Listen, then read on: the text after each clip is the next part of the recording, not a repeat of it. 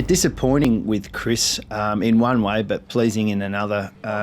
We initially thought it was a very low-grade ankle sprain, but unfortunately it ended up being worse than what we thought. There's been some issue around the syndesmosis in the lower leg, which has caused the increase in time frame that's going to be required to get it right. But it could have been a lot worse, so we're now comfortable. We're on the right track. He'll remain in a boot for a few weeks, and then it'll be a graduated build-up. So he's going to miss the first, obviously the NAB Cup in the first part of the year, but we should have him available and up and running in the first quarter of the year, sort of rounds 4 to 6, we'd imagine. Yeah, Scott suffered an ankle turn and injury in the trial match we had last weekend.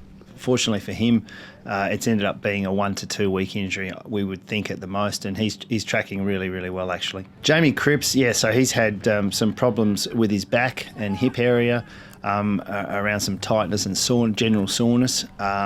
We'll take no risks this weekend, but we haven't ruled him out at this stage. But I would suggest he's no better than a 50% chance to play. Jack's tracking well.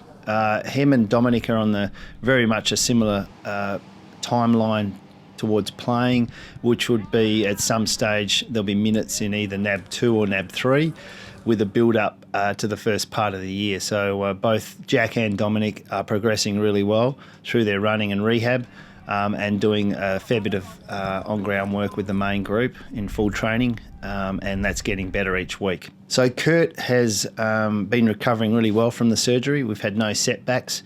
It's to plan. It's going to be a long-term injury, as we indicated earlier on, but each phase is going well. He'll be on the Alter G, followed by some on-ground work within the next 2 to 4 weeks. And then a graduated build-up. So that's probably a 10-week process, I would have thought, which will take him through to the sort of second third of the year.